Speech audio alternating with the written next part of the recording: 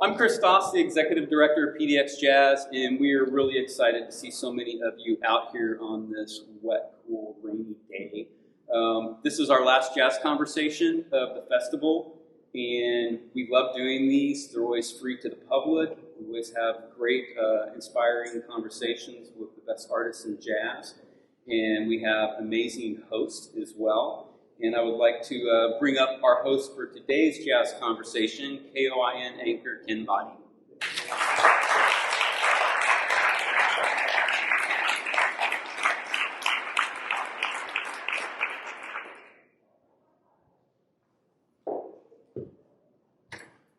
Hello, how are you? Good, thanks for coming out. Now, this mic is on.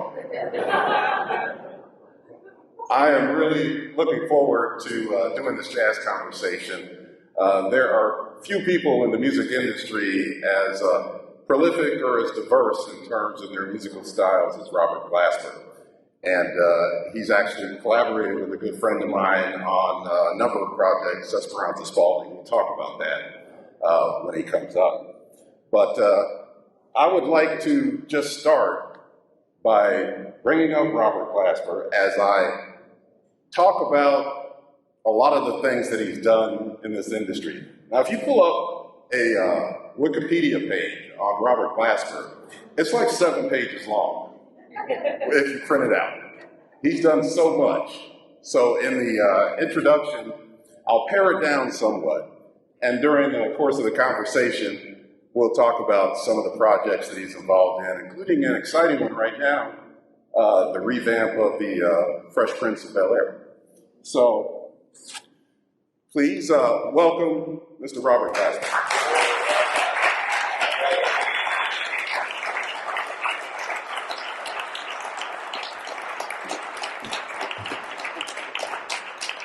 Okay. Now, as I said, in doing a little bit of research, doing a little bit of research, there's so much that you've done in this industry and are doing right now. I'll just go through a little bit of it right now. I want you to be here as the audience here is pianist, producer, songwriter, arranger. I would add poet too, spoken word poet as well. Really? Yeah. I would add Obviously, he's known for jazz here with PDX Jazz with us tonight, but he's one of the people who has managed to marry so many different styles and genres of music. Jazz, R&B, hip-hop, soul, gospel, blues. He's a 4-time Grammy winner. He'll probably win another one this year. I don't know. Let's see. He's won an Emmy Award for his work that he's done. In 2012, his 5th album, Black Radio, won the 2013 Grammy Best R&B album.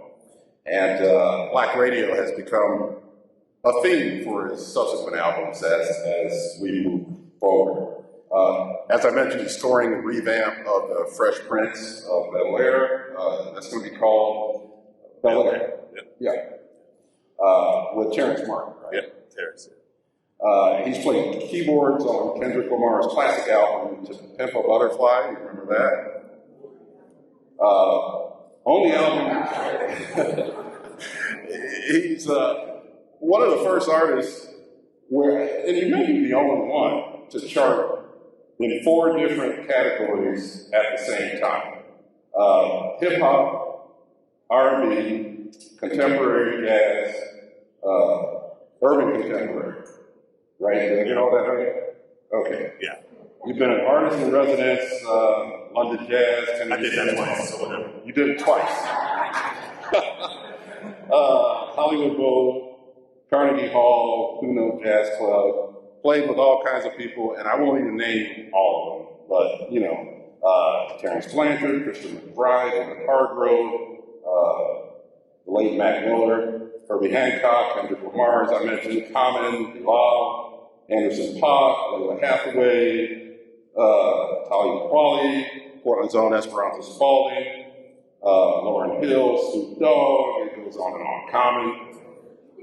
So I won't even go through all of them. Wipe myself off here, sweat a little bit.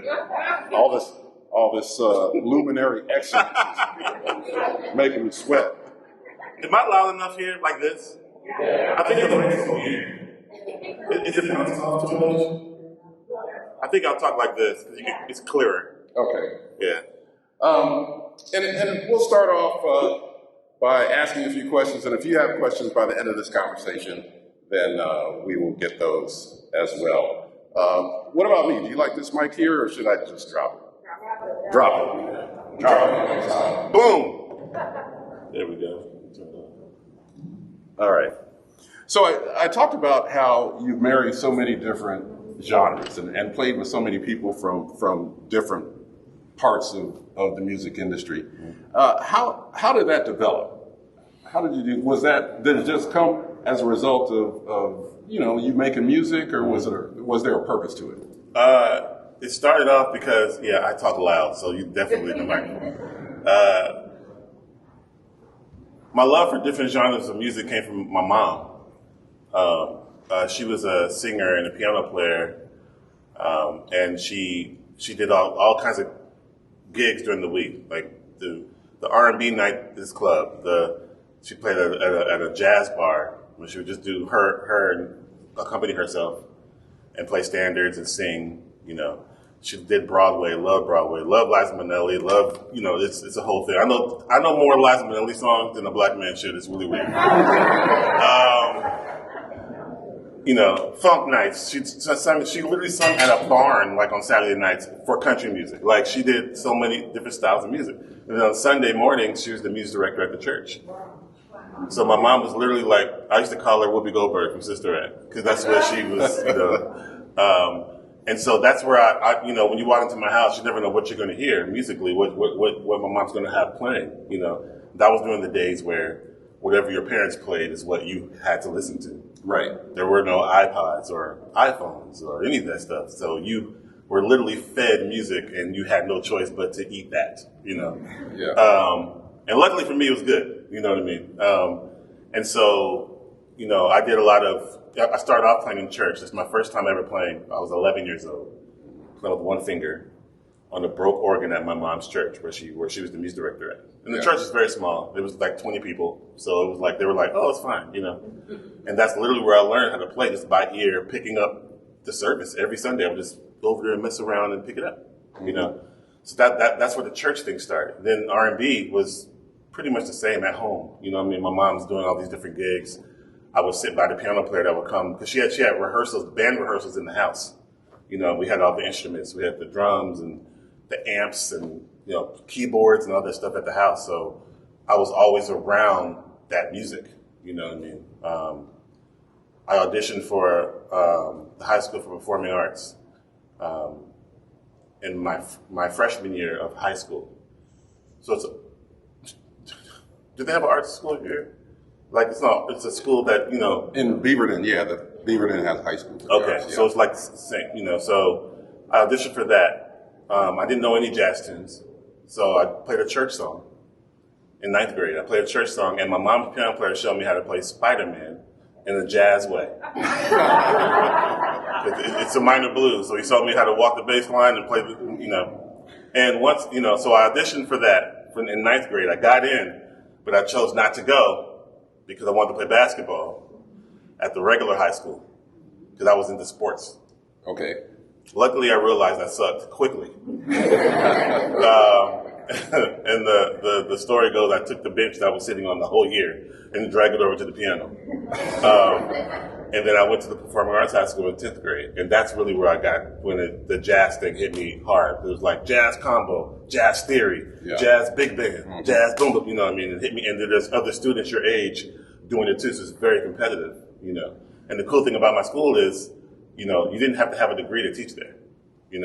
To teach in the music or in the art department, you didn't have to have a degree. Okay. You just had to be dope.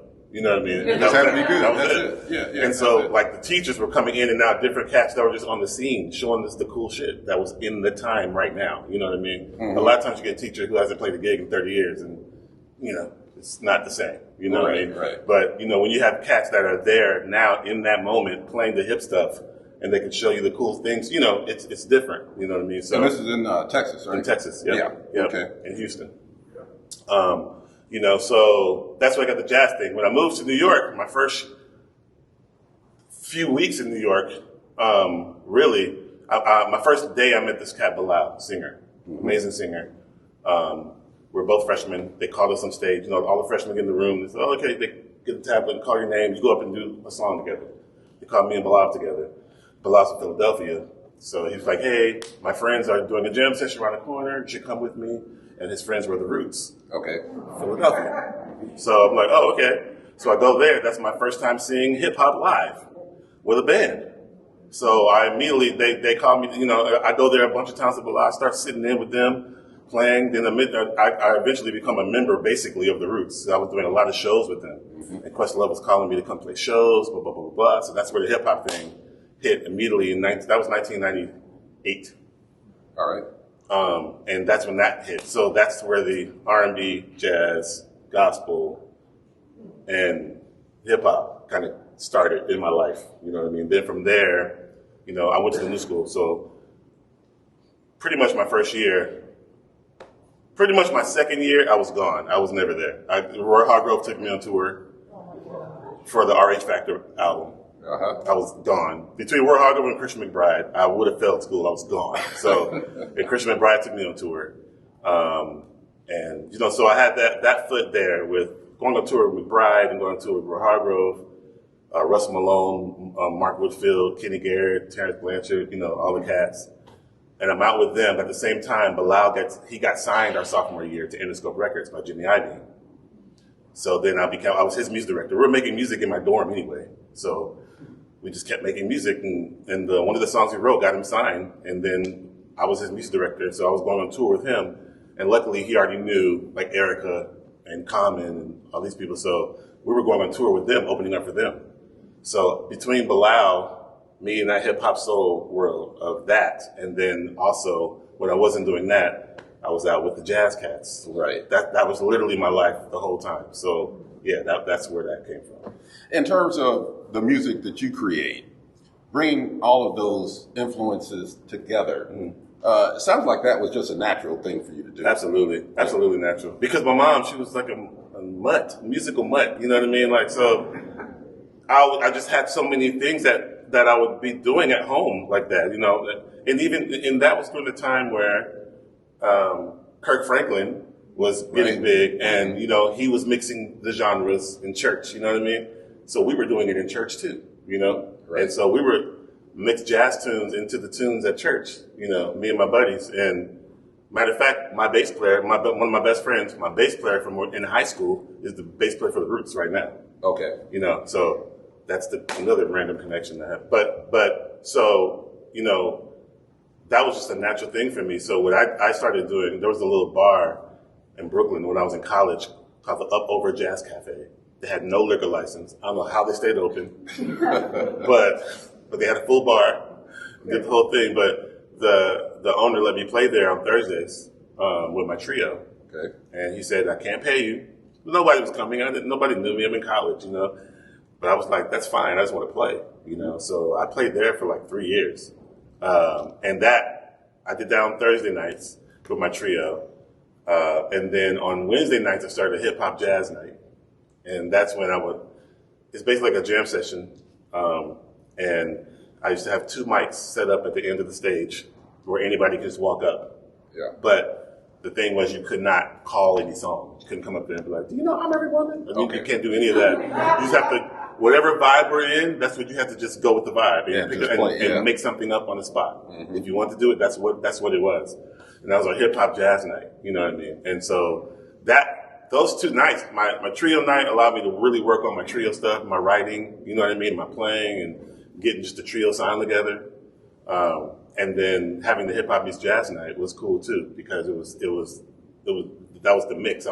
Common would come through, Q-Tip, Mos Def, Talib Kweli, you know, all the cats started coming through, and it became a thing, you know what I mean? And that was in that neo soul movement. That's what they called it when it really spawned. That's kind of what the vibe was anyway, kind of like, you know, jazzy soul music. Mm-hmm. You know what I mean? Yeah. Do you ever get any pushback from the traditionalists? You know, you got your people who are like straight ahead jazz, you got your hip hop heads, you know, and do you ever get any pushback? Of course, absolutely. Because of how you bring it all together? Yeah, it's the jazz police. So, it's the jazz police. And that's the thing, it's like, you know, I tell people, like, jazz police are hilarious because they kind of want jazz to stay a certain way. No other music stays the same. Well, classical kind of did, in a way, you know, and the book kind of closed, if you will. But in a real way, jazz is still alive, and it's moving and changing. It's supposed to move and change like everything else. You can't tell your child, hey, I want you to be 5 forever. You know, if something's alive, it's going to grow. You know what I mean? And that's what music does. That's what it's always done. To the actual real tradition of jazz, if you want to be a traditionalist, is that it changes. From the 20s to the 30s to the 40s to the 50s. You know what I mean? Like, it literally changed. Every decade it changed. And it's supposed to change. When electric instruments come into play, that's when people started being like, that's not jazz. You know, like in the 70s when it's like, oh, a Rhodes and electric bass, then the cats like, nah, you know. But that's still jazz. Just now there's technology and stuff coming in, and it's going to change sound. It's supposed to sound like what it is now. Like my music is supposed to sound like 2022. Right. If Charlie Parker came back right now, that's kind of what he would want. He would want to come back and hear these cats still playing like him that are not nearly as good. Sure. I get you. Yeah, you mentioned Q-Tip. And on Black Radio 3, you do a song with Q-Tip and our friend here, Esperanza Spalding, who's from Portland. It's called Why We Speak. Love the two. Yeah. It's a fantastic song. Yeah. But, you know, I'm thinking to myself, okay, Robert Glasper, Esperanza Spalding, and Q-Tip. And I'm thinking, okay, how is this going to work? And it works so well. Yeah, for sure. That it's incredible. So do you, when you're thinking of what you're putting together, do you think of certain artists, or do the collaborations just kind of happen? No, I think of artists. Even when I'm writing, because when I make Black Radio albums, you know, the whole thing is special guests. So I make a list of the people my wish list, you know, and I always make more than I need because I'm not going to always get the people I want for whatever reason, scheduling, or they're just like, you suck, I don't want to be on it, you know. And so I always ask for more than I need, and then whoever's available, that's what the record's going to be. And whoever says, cool, that's what the record's going to be. I believe in the universe a lot. You know what I mean? I always say the universe is a co-producer of all my records. Yeah. Because none of my records have always gone exactly how I wanted to go. Never. But the universe co-produced that other part. You know what I mean? So when things went bad, things have gone bad for me a lot. But people don't know it because you just see the record. You're like, oh, it's great. That was amazing. It's like, no, it was terrible. It was a horrible experience. There were some really horrible experiences. Like Black Radio got canceled 3 times. Like I tried to do it and they got canceled because I couldn't get the special guest I wanted and everybody was busy.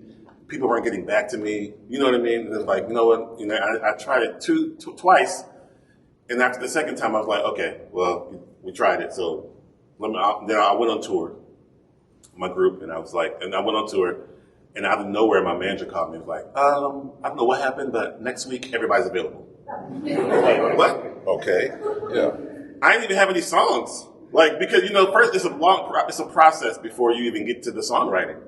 Because I like to know who's going to be on it as much as I can before I start writing songs, so I can kind of, you know, get vibes of who did, oh, you know what, this person, let's vibe this out for that person. Let's vibe this out for that person. Send them little sketches. What do you think about this? You know what I mean? Stuff like that. So I wait. I didn't have time to wait. When my manager called me, she's like, next week, I'm in Europe. So my last I had to cancel the rest of the tour. My last 3 gigs, I had 3 more gigs. I had 3 gigs, and then I was going to cancel the rest. In those 3 gigs, I had them bring a keyboard to my hotel room every night after the show so I could try to write something, you know. I flew to LA. That's why half of Black Radio is all cover songs. Half of the first Black Radio is all covers. Yeah. That was not by choice. Literally was not by choice. I just didn't have any songs. So I'm like, oh, shoot, what am I going to do? So it's like, okay, let's do some cool covers and try to make it work. And that's literally how it happened. But that was the greatest. I think if I would have did the black radio the way I wanted it to, and everybody would have said yes the very first time, it would have turned out like this. Sure. I forgot your question. You answered it. Okay. Yeah. The question was, do you think of particular artists when you're writing? And that's what I do. Yeah, if I have my band there, like this time around, because of COVID, it was a little harder. Because, I couldn't be in the room with the artist. They're in a different state. You know what I mean? So I built a studio, me and Terrace built a studio right behind my house. And that's where I did the whole record. Okay. And there I was able to have my core band there, like my bass player, my drummer, and my engineer. It's COVID, so they were cool. We knew I wasn't going to a random studio where I had to worry about, did that guy just, Sure. So I was comfortable. And we were able to jam. And then after the jam, sometime after, it's like, yo, that part, woo, let's loop that. Let's send that to, boom, let's send it to Yeva. Right. Let's send this to blah, blah, blah, blah, blah. So that's what we did with SB. And that's pretty much how a lot of music is made these days. Absolutely.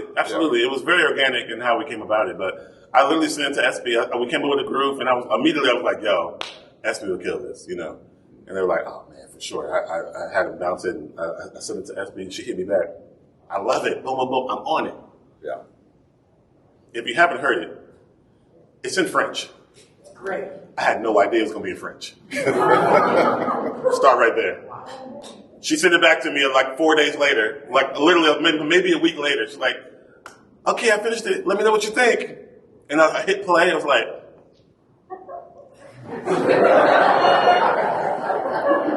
she drunk? I don't understand the words. What's going on? I don't understand what's happening. And then, she was like, yeah, it's in French. I was like, oh, great. I love it. But that's SB though. I love her so much. She's just, but it made the song global. You know what I mean? Absolutely. Absolutely. It's really dope. So yeah, she sent that back. I was like, oh, great. Then I just thought that kind of groove, the way the music feels, that's Q-Tip. Mm-hmm. Like that's him all day. You know what I mean? Well, I want to talk about the process in terms of scoring films, because you've done film work and you're doing the Bel Air right now, right? Mm-hmm. You're doing that. But we talked about traditional, the traditionalists, the jazz police. But you've been very vocal about the influence that Miles Davis has had on your career and on your approach to music. So explain that. Talk about that. It kind of, both these Miles things kind of fell in my lap too. It's interesting. The first thing was Don Cheadle tweeted me and was like, I love your music. I was like, you're Don Cheadle. Then we started talking. He's like, I'm doing the Miles Davis, a movie about Miles Davis. And I was like, oh wow. He was like, do you want to score it? Have you ever scored before? He said. And I was like, psh, yeah. Never scored anything in my life. This is like 2013 or something. Never scored nothing, not one thing. So then I jumped into that, and I jumped into the Miles Davis world. That was like literally the world of Miles. Right after I said yes to that, I started scoring that. Sony Records hit me up and was like saying, hey, it's going to be Miles Davis' 90th birthday. Would you like to do a remix album? And I was like, oh, great. This is literally in the middle of the movie. So I'm literally living in Miles Davis land in the movie. And I said, yeah, but I would love to, I would need to go, I don't want to do a remix album. I want to do a reimagining album. And I want to be able to go into the vaults and take stems from different songs from the Miles Davis catalog. And they were like, okay, so they gave me 8 hours and I could just take anything I wanted. So I went in there and I took all these stems. For those of you that know, stems are like when you hear a song, a stem is like, oh, the piano part, the bass part, the drum part, the vocal part, the trumpet part. Those are stems. So you can literally like dissect the whole song and take those parts separately. And they let me take those parts and make new compositions out of those parts. You know what I mean? I did the cool thing. One of the songs that we had Miles Davis trumpet, and I had Erykah Badu put words to it. And then she loved it so much that she directed a video for it.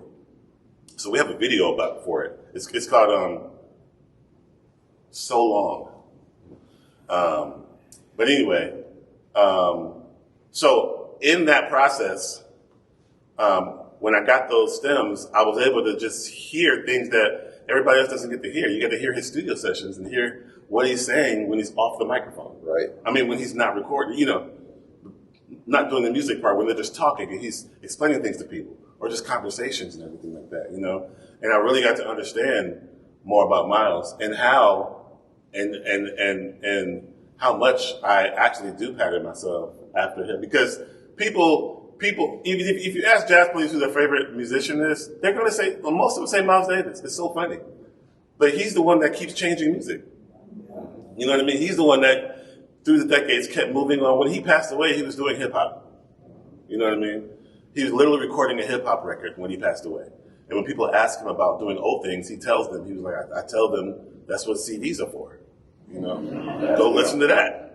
You know, and he was always looking for the new thing. He's the first jazz musician I remember when I was in like 8th grade, maybe 7th grade, and I heard this, I had a compilation CD called Miles Around the World. And he was playing Human Nature by Michael Jackson. Well, by Toto, Michael Jackson recorded it. And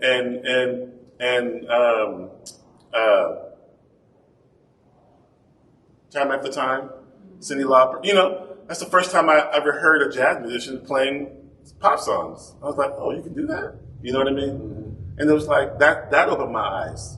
Back then, it opened my eyes, you know what I mean? So between that, seeing that, and seeing all the music my mom was doing, and then coming into this Miles Davis world and being able to see all that stuff, it really opened me up even more to the magic of Miles. And also the real magic of Miles is understanding what cats you gotta have in the band.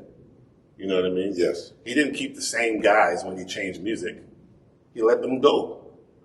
And you have to, people, you know, when you have your band or your friends, it's like, yeah, we're going to play this style of music now. Now we're going to go do this. It's like, they could be your friends, they could be in that band, but they might not be good for that kind of music. If you're moving, you got to move all of it a lot of times. You know what I mean? And Miles was the best at that. He was the best at scoping out who were the new cats with the new sound for something he was going for. He would get those guys.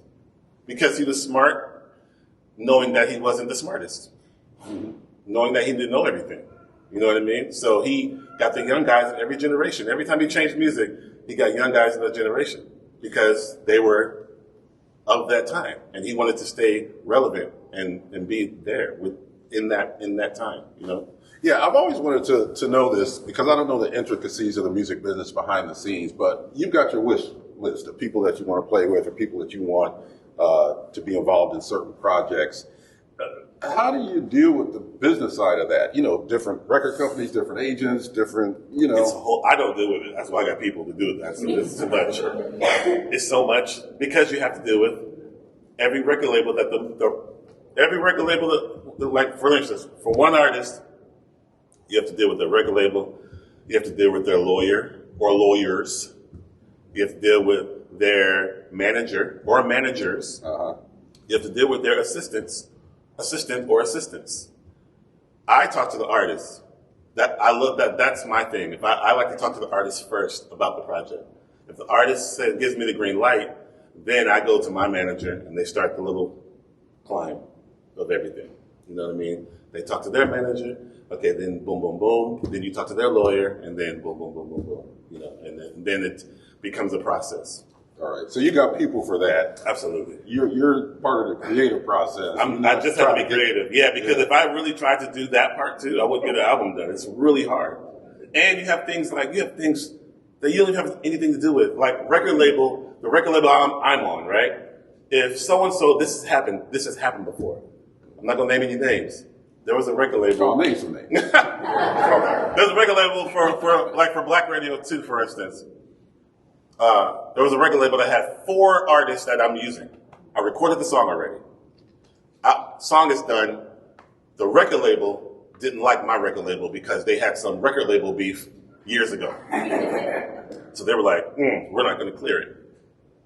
So we want this, we want this, we want this. And it was like outrageously what they were talking about. Yeah. And they weren't going to clear it.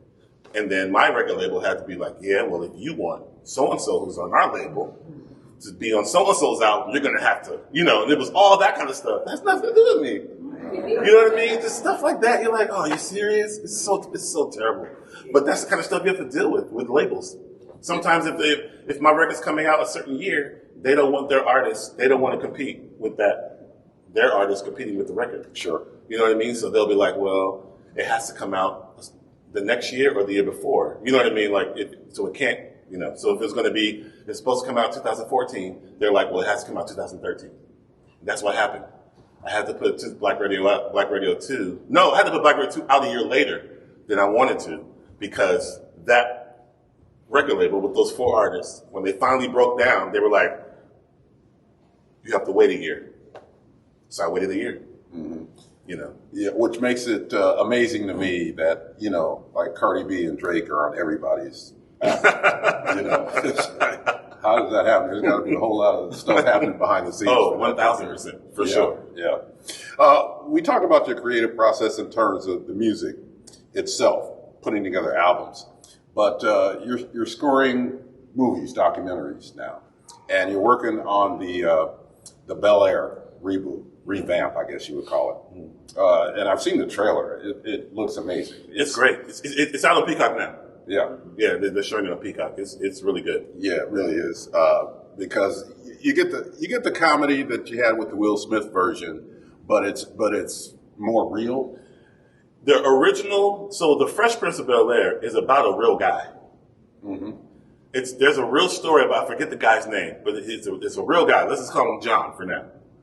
John has this story about living in Philadelphia, being a basketball player in high school, getting into a fight with some gang members, and they were going to kill him. So his mom moves him to Bel Air with his uncle to get him away from that, get a better education, and keep him alive.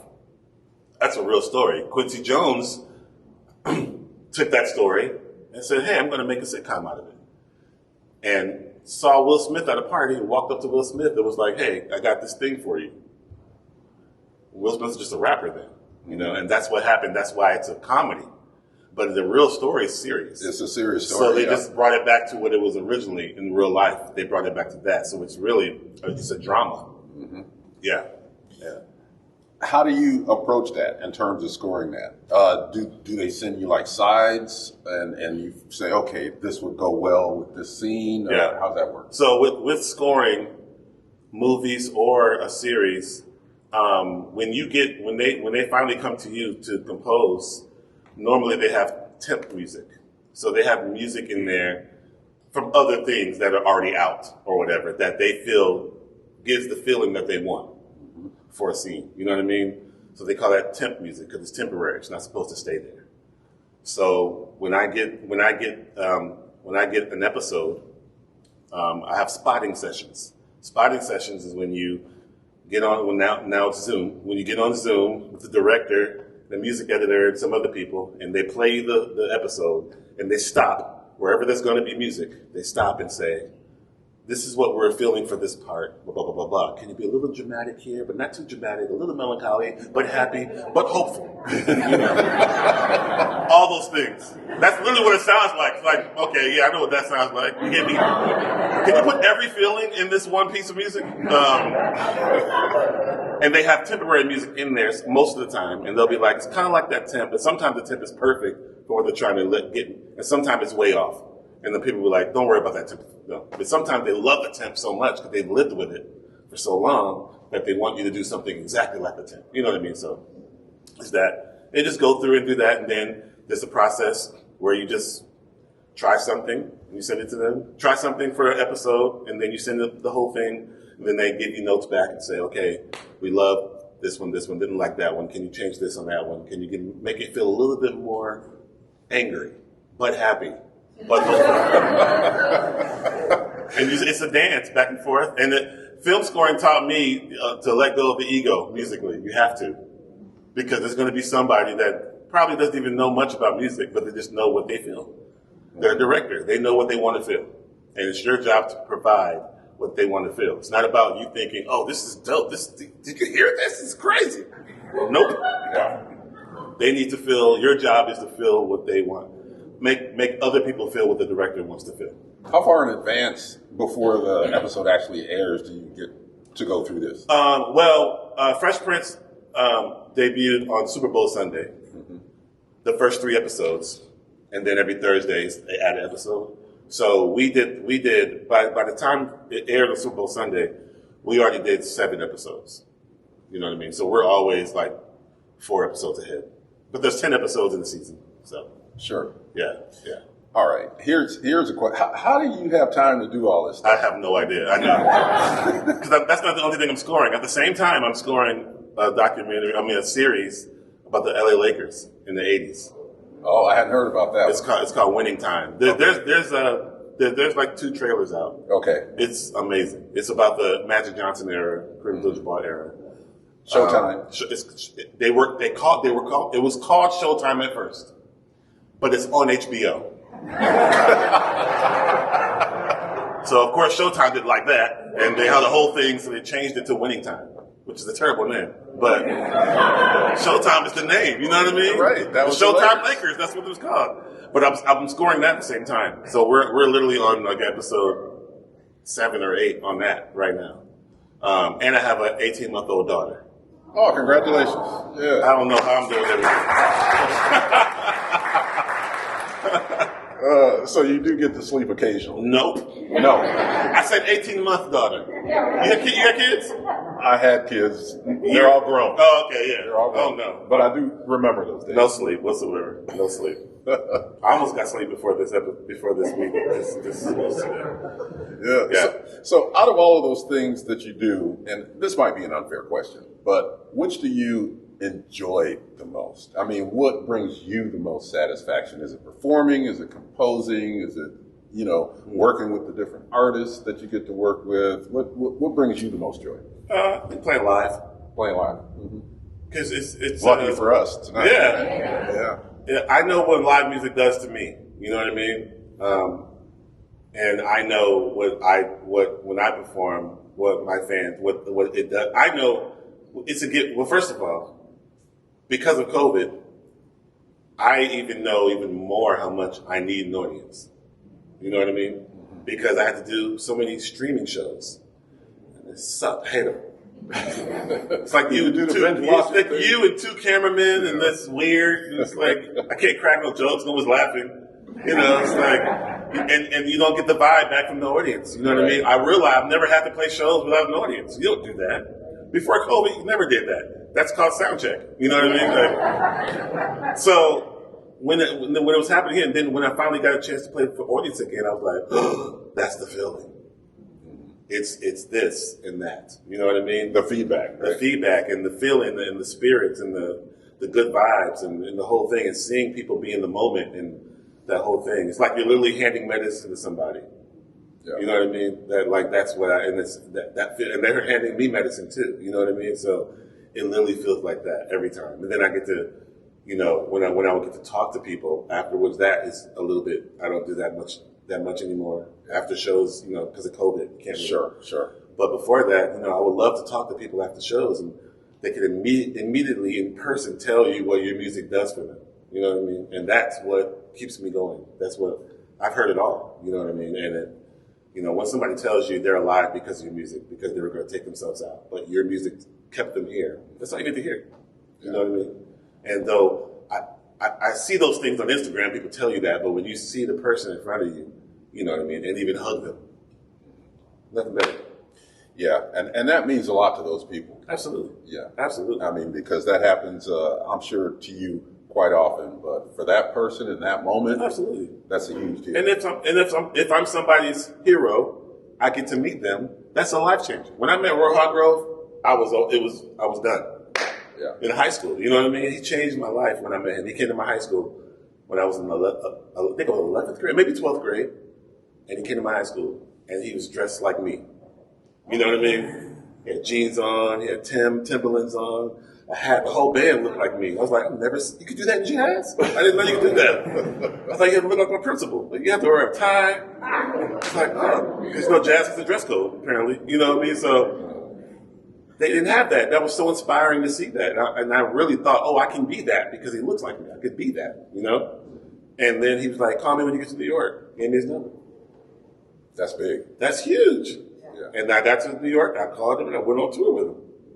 And the first place we would be played was in my hometown of Houston. All right. Yeah. That's really special. You go to different venues, and tonight you're going to be performing with a couple of locals that we got, right? To Hear a Memory. Yes, and They're opening up. They're opening up. Yeah. And Tyrone Hendricks, the drummer, is going to be part of that whole group. Actually, the piano player I went to college with, Nick Roth. Oh, you went to college with He him? hit me on Instagram like, yo, I'm planning to open a band. I was like, oh, shut up. That's my dude. I haven't seen him in years. Yeah, he's super handsome. I hate him. I just told him in college, like, why you playing piano, bro? Like, just stand there, dude. You get paid. It's gorgeous. When you go and perform in different cities, and you know, you have local talent that's opening up for you, what does that do? Are you behind the scenes maybe checking them out, or are you just getting your own head together? It depends on how tired I am. Yeah. If I'm on a tour, then, because, you know, sometimes opening bands, like, you know, 2 hours before you actually play, you know, Sure. That extra hour of sleep is everything on tour. You know what I mean? Like, so sometimes I don't get to see the opening act. I don't get to see them. And sometimes I do. Matter of fact, oh my gosh, that was here. Years ago, I came here. One of y'all might be in the audience. Somebody opened up for me. And at the time, it was Black Radio 1. Black Radio came out, and I had this arrangement of Teen Spirit. They did my arrangement. Okay. You're not supposed to do that. We were backstage, I was checking them out, and then we were hanging out, and then we just heard it in the background. I was like, oh, they playing my album. On the speakers, they played. It was like, no, that's them. I was like, what? They're playing my radio. I was like, I'm going to play that. What are you doing?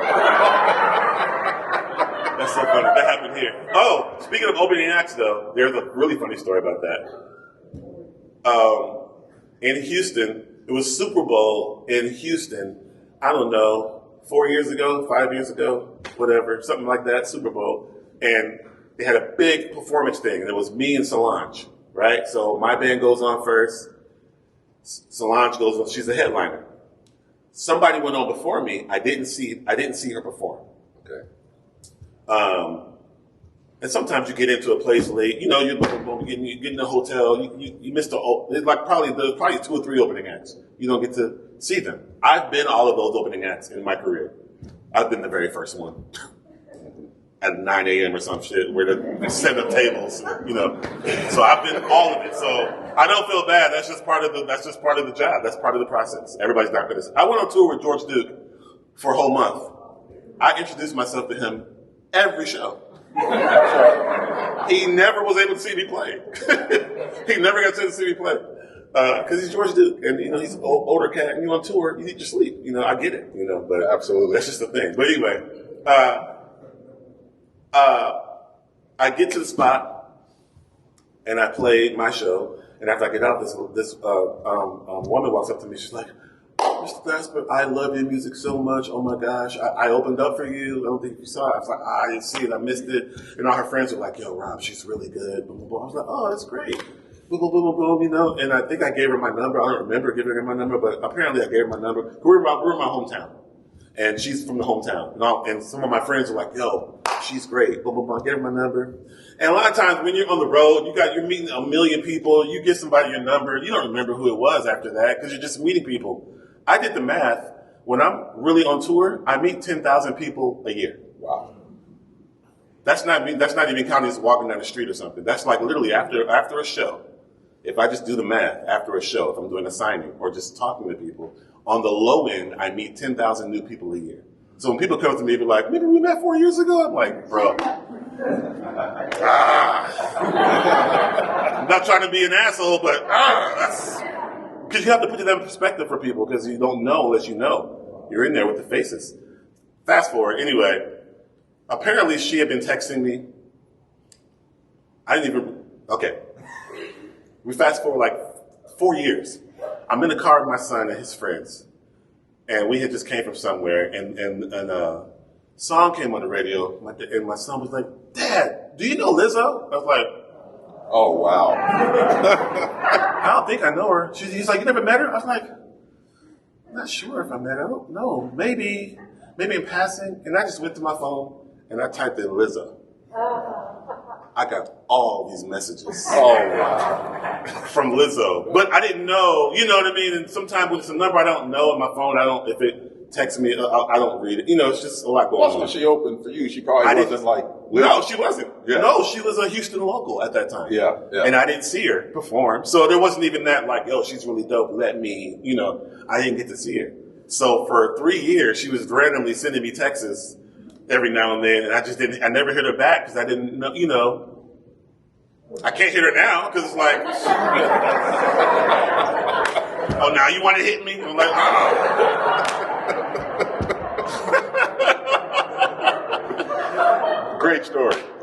Great story. We've got about maybe 10 more minutes left, and I want to open it up to any questions. Oh, we got a hand raised already. There we go, right here. Hey, so I was just wondering how, doing film music and getting used to that process has sort of changed what you do in your other groups and how you might approach composition in general.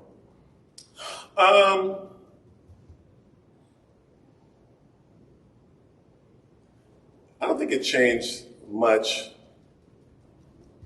because the film thing, what I had to do for film it was like a factory, like you're on their time. And you can't just chill and wait till it comes to you. You know what I mean? You're not allowed to wait till music comes to you when it comes to the film stuff. This took we need this for this scene and we need it by 5 o'clock. And we need it by close. So I learned to just compose fast. You know what I mean? But I don't think that helped get my process of because the only album I did after while I've been, no, I don't think it changed anything. You know what I mean? Because I love to just, when it comes to my albums, I love to be more open and take my time and be able to jam and hang and get my mind right and do that. So I think the film thing makes me want to do the opposite even more. You know what I mean? But as of now, that's what I feel. Maybe it has changed it, and I just don't realize what it is yet. You know what I mean? Or maybe when I start doing more and more and more films, you know what I mean? It may be something where I can see it, something has changed. But as of now, it makes me want to be even more free. Yeah. Your hand was up next. A couple of things. Enjoyed you tremendously on Trevor Noah. Oh, thank you. Yeah. My husband and I are enjoying Bel Air. Nice.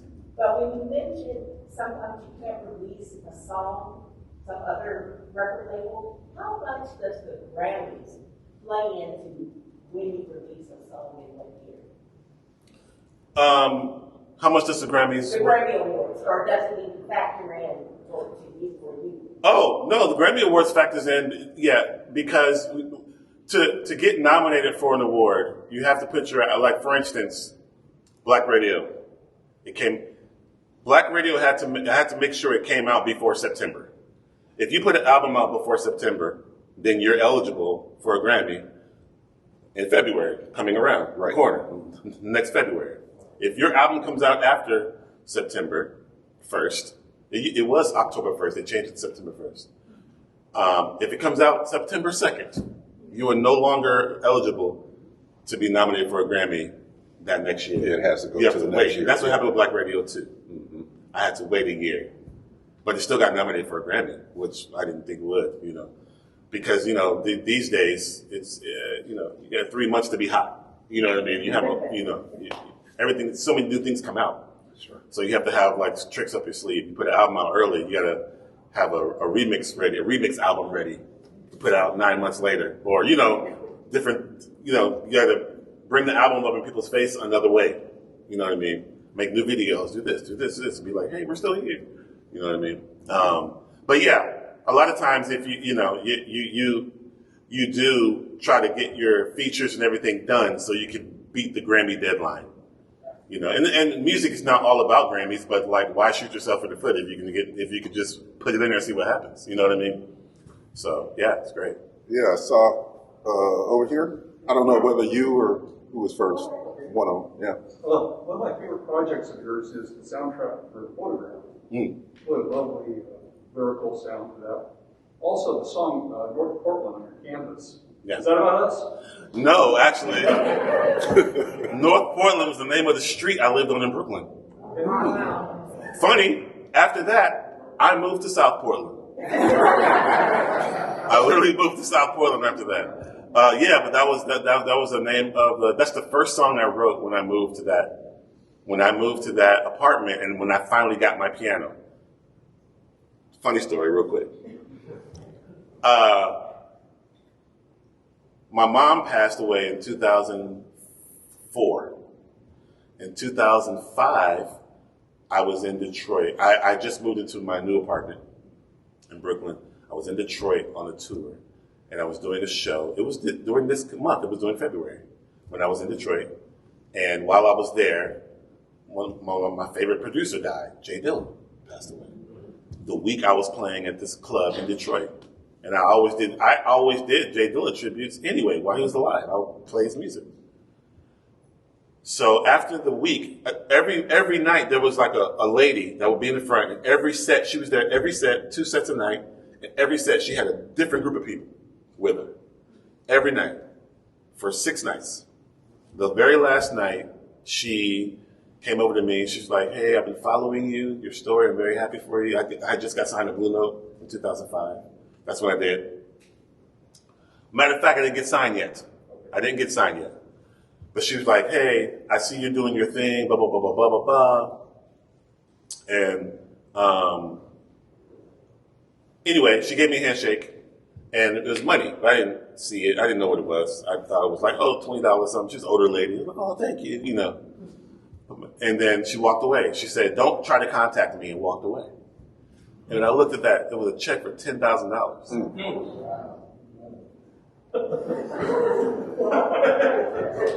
So I bought a bed and I bought a piano. And that's the first song I wrote on that piano. And that was and it was North Portland with the street. So that's where that song came from. Yeah. Another great story. Yeah. In the back there. Oh, yeah. I was curious. I've been hooked since everything beautiful. But I was curious about in Black Radio 3. You've got there's this line about Captain America. And I was curious what that section meant to you when we thought of like this kind of like corporations pretending to be woke or putting out like this like progressive image. I think it's a few things. I didn't write that. That's Amir. Right. So I didn't write it.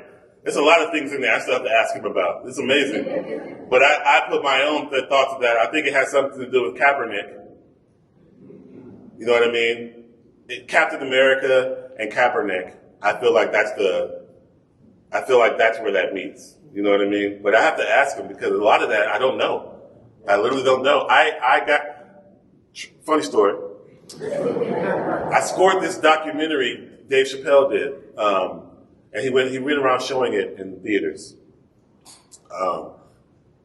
in the past few months. And anyway, Amir is in that documentary, and that's where I found him when I was scoring. I saw him doing a poem. I was like, he's amazing. I was like, I got to get him on the record. So got his information. I hit him. And I say, yo, I'm a big fan. This is Robert Glasper. You know, would love to link with you and talk about something. And he hit me back. He was like, man, I'm a big fan too, blah, blah, blah, blah, blah. I was like, yeah, I'm doing an album, you know, blah, blah, blah, blah, blah. And we'll talk. Then 2 days later, he sent me that poem. We didn't even talk. He said, hey, I was thinking about you and just everything in the world, blah, blah, blah, and I just did this. If you don't like it, you don't have to use it. I just did this. And I was like, oh, my God. And I just put music to it. But that's how that happened. And then it became the first song you hear, you know, when you put on my album. that's the first thing you hear. You know what I mean? Yeah. What, didn't you have something right here? Yeah, right. Okay, right here. Yeah. So I want to know about those Las Vegas things. If there's anything in there that you heard that was like, oh my God, this completely kind of changes or reshapes or recontextualizes my understanding of how to think about models kind of this thing and how that might affect me play. Yeah, so there is in there you hear Miles trying to explain to different people what he wants. Yeah. And you know, Miles never told you what to play. He never told you what to play. He never said the beat goes like this or the piano voicing, because Herbie told me that. Herbie said Miles never told me what to play, ever. He would just bring it out of you and say it in different ways. But he always wanted you to be you. You know what I mean? And so on that recording, when you hear the studio sessions, you hear him saying like, play it like a mountain's falling apart on the snare. Like it's, you know what I mean? Like that. Explaining stuff like that. You know what I mean? Like really just like obscure, and then he'd be like, yeah, that's it, or that's not it. I'm sorry, this is the worst Miles Davis impression. But you know what I mean? But that's kind of how I am with my musicians. I get my musicians because I love my musicians and I love what they bring to the table. So I try to keep as much of them in the process as I can. Like, I got you because of you. I love the way you play. So I'm not the guy that's going to be like, the beat goes exactly like this. I'm like, no. Not that one. Try something else, Try this vibe. I'll beatbox it. I'll play a vibe. You know what I mean? I'll get on drums and play a vibe. But I'll be like, but be you. Do you. And then they'll come together. You know what I mean? But it's about, he trusts his musicians. It's about trust, really. Miles really trusted his musicians, That's what I learned by listening back to all that. Like, he never told you what to play. And I started hanging with Herbie after that whole process. When Herbie told me that, I was like, that makes all the sense in the world. You know what I mean? That literally makes all the sense in the world. Yeah, we're running into overtime now, so we'll take two more. You'll take She's two right more? in front. Yes. Right here. So I don't have a question. I just want to say thank you for being you. Thank you for being so humble and so down to earth. That's what I appreciate about you and your music, because you don't walk in here with an entourage. You're just you, and you play, and it does show it's from your soul, and you let that other artist, the Layla Hathaway or somebody, be them. Mm-hmm. And so your music is just inspiring. Thank you. So Thank again, you. thank you so for much. being you. Thank you. I got like 10 minutes if they can stay. Okay, if we have more questions, we'll take as many as we can. Right here in the middle there. Yeah. Could you stand up, ma'am?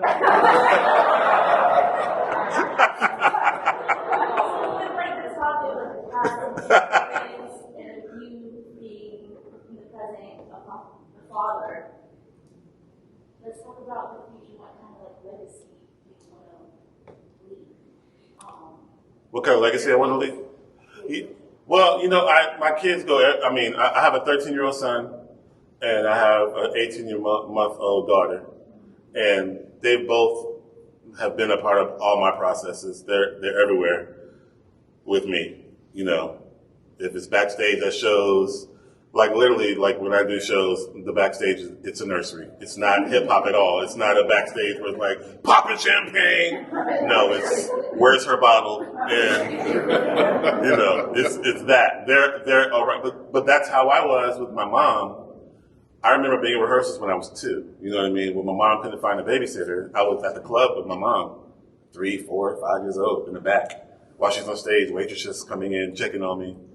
Well, I'm coloring. You know what I mean? I literally remember these things. So,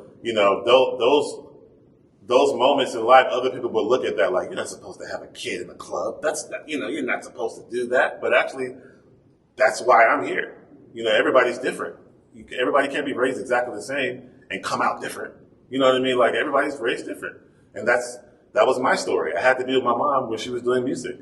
And then, guess what? If your dad's Michael Jordan and you got to go everywhere with him to play basketball, You know, who knows? You know, that might be the thing. You wouldn't be surprised. You know what I mean? But that's, you know, that's literally my life, and that's my kids' life too. They're everywhere. So, and my son's making beats now. You know, he's playing drums and making beats and stuff, and you know, that's where he gravitated to for now. He's 13. You know what I mean? And my daughter, I don't know what she's gonna be. She's interesting.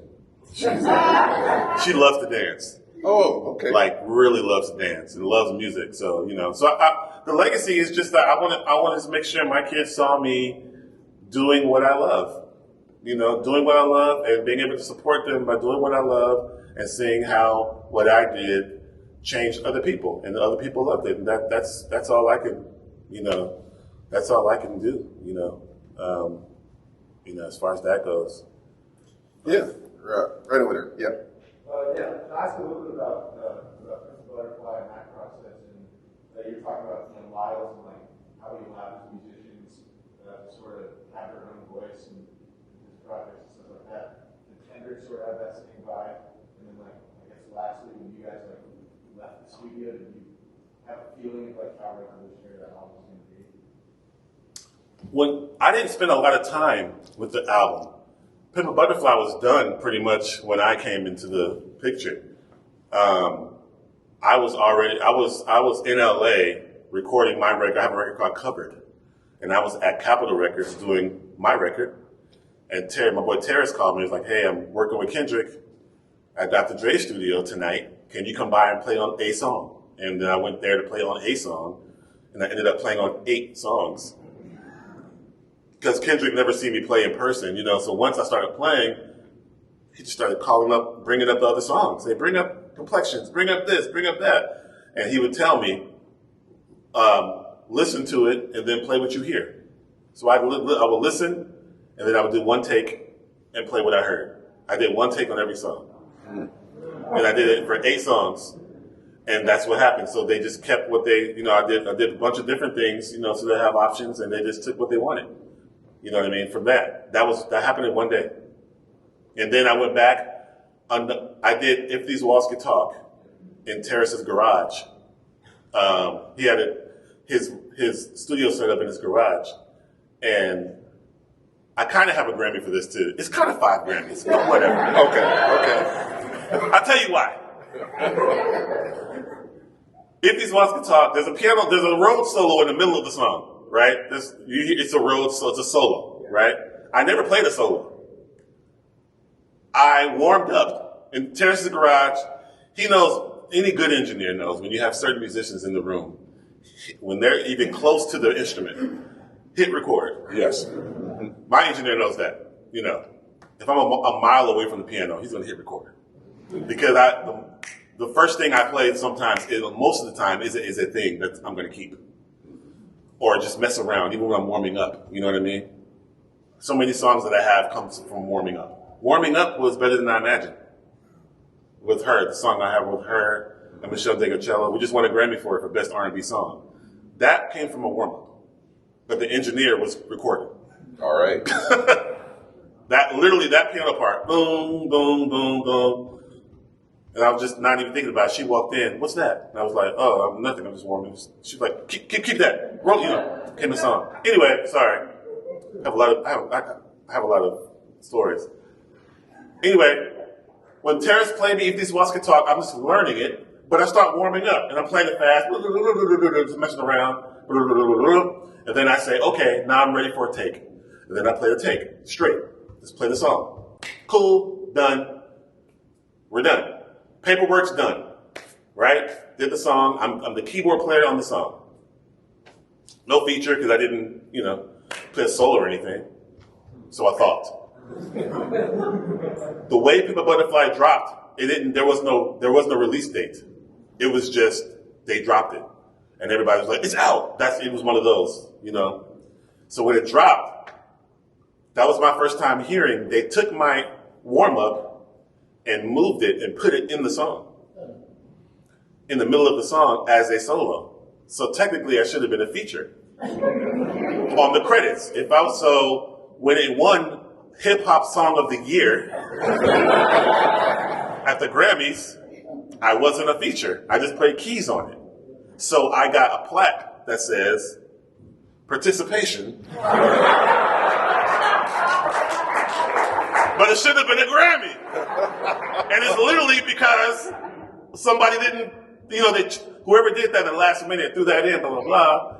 They didn't, and I didn't know because it just got dropped out, it was the whole thing. So anyway, that's why it's 4.5 Grammys. 4.5 Grammys. Okay. I'll give you that whole extra Grammy. Yeah. Who else we got? If it was up to me. Right here. I'm curious about your mother, and was she a arranger, composer, did she play piano, was she learn it all on her own, and same with you. When you were learning piano, started on the organ. My mom was a singer that could accompany herself okay. She wasn't a piano player, but she could accompany herself good enough to do lounge gigs at a piano and sing songs. You know what I mean? That kind of thing. But mostly she was in the front of the stage with a band behind her. That kind of thing. When I started playing with one finger, learning church songs, I was also learning songs off the radio, blah, blah, blah. She put me in classical lessons for about 6 months. I didn't have the attention span for it at all. And I quit. I didn't have attention span for the classical music. When I went to the HSPVA, that's where I learned how to read music. And that's when I really got into reading music and understanding the theory of it and all that stuff, So you weren't reading like Blackboard, you were reading chords. Yeah, I was reading chords. Well, the classical teacher was trying to show me that stuff, trying to show me how to read, how to simple songs, Right. Some simple Bach stuff or whatever, you know what I mean? But I was just like, what? I couldn't, it wasn't for me, you know what I mean? Somehow I still had, because I went to school with a bunch of classical pianists, because there was a classical division at the school. And they were all like, why do you have those chops? Where did you learn? And I'm like, I don't know. Once I started playing, I realized that was the gift the whole time. I just never tapped into it, I always tell people, like, there's a difference between your hobby, your passion, and your gift. I think those are 3 different things, You can have a hobby of doing something, that's just what you love to do. That doesn't mean you're great at it. You can have a passion for something that you're not great at. I had a passion for playing basketball. I did. I love to play basketball. Like, I love to watch Martin. I'm not good at it, but I'll just watch Martin. But that's a passion. I just love to do it. You know what I mean? But just because you love to do something doesn't mean that that's your gift. Your gift could be something you don't even like to do. But it's the best thing. You do it at the highest level with the least amount of, the least, of trying. You know what I mean? That's what you do best without trying so hard. And then I'm glad that I learned that I sucked in 9th grade, because I would have been a mediocre basketball player till college and then tried to jump. You know what I mean? It's like, so luckily I realized what that was early. Yeah. All right. I'm wondering, you sit down at the piano, you got a little, I don't know, you don't have power in your hands, it's a stupid question maybe. But, like, you ever find yourself just going back and playing one of your old jazz tunes, and if so, which one? Like, what do you gravitate towards one of those? Yeah, I've done that, sure, absolutely. Because I still do jazz piano trio shows. I don't do them as much, you know what I mean? But I do them. I do my acoustic trio. I did it just now at the Blue Note. When I do the Blue Note, I do these runs at the Blue Note Jazz Club. I do like 6-7 weeks straight. 60, like just now I did 66 shows. I did 66 shows in 5 weeks or whatever. So that's literally playing Tuesday through Sunday, 2 shows a night, Mondays off, and I do it for like 6 weeks. And I have different bands every week. 2 different bands every week. Tuesday and Wednesday's one band, Thursday through Saturday, Thursday through Sunday is another band, and I always incorporate my acoustic piano trio in that for sure, for a few nights, you know what I mean? I did a trio with Christian McBride and Marcus Gilmore, did a tribute to Chick Corea, and a few other things, but I always try to keep that under my fingers, but I don't gravitate to a specific song per se, but I always try to keep that stuff under my fingers. Okay, really, this is going to be the last one. What time is it? I got sound check on. Yeah, I know. It's Oh, no, I'm good. You all right? All right. Well, Sound check's at 6. Okay, well, hey, he's running the show here, so right back here. Yeah.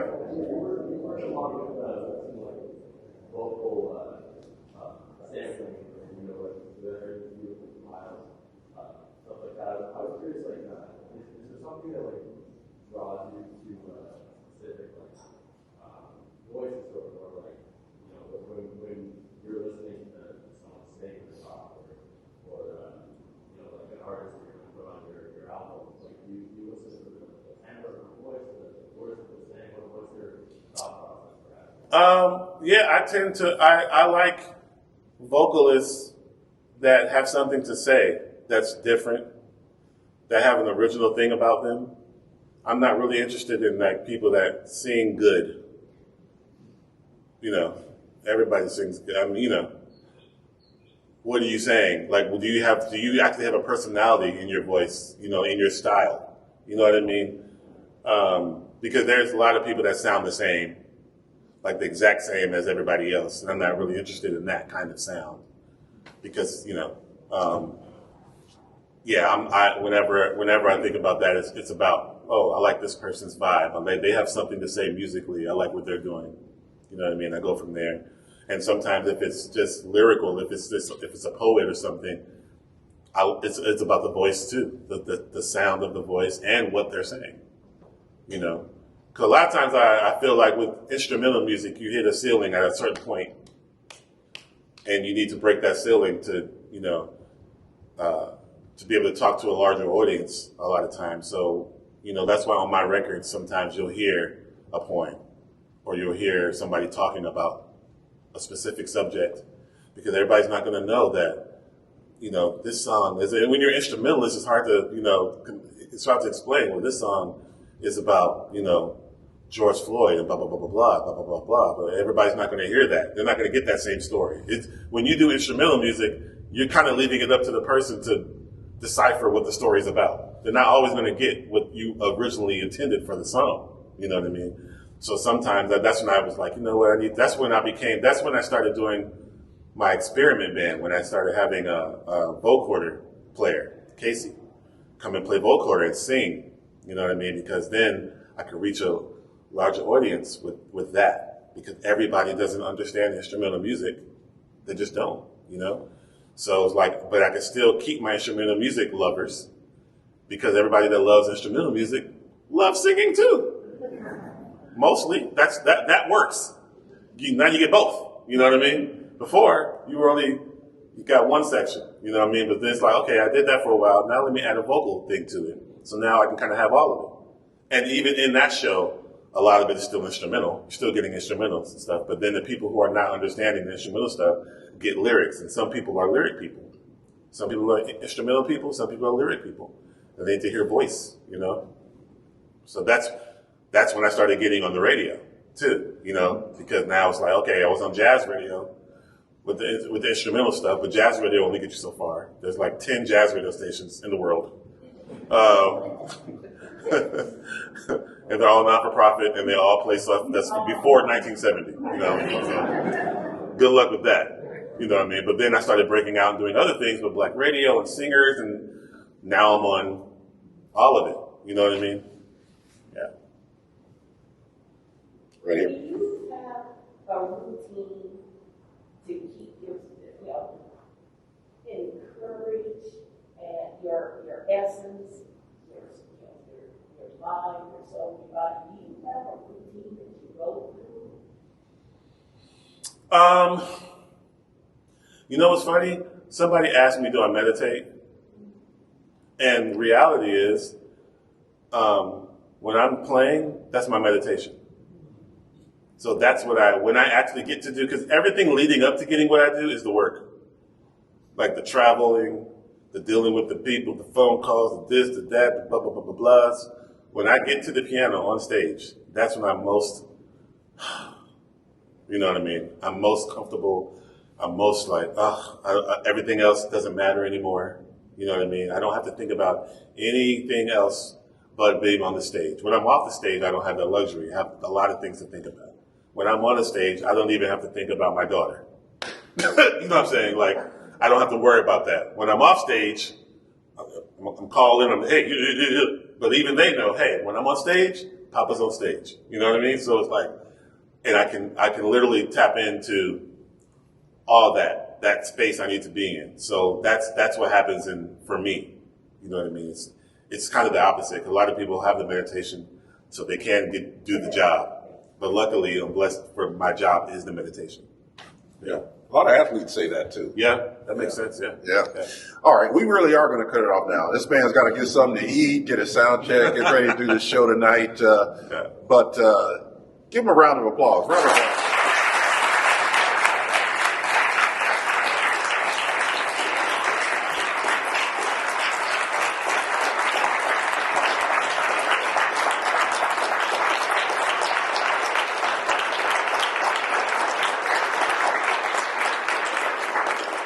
And hopefully we'll see you at the show tonight.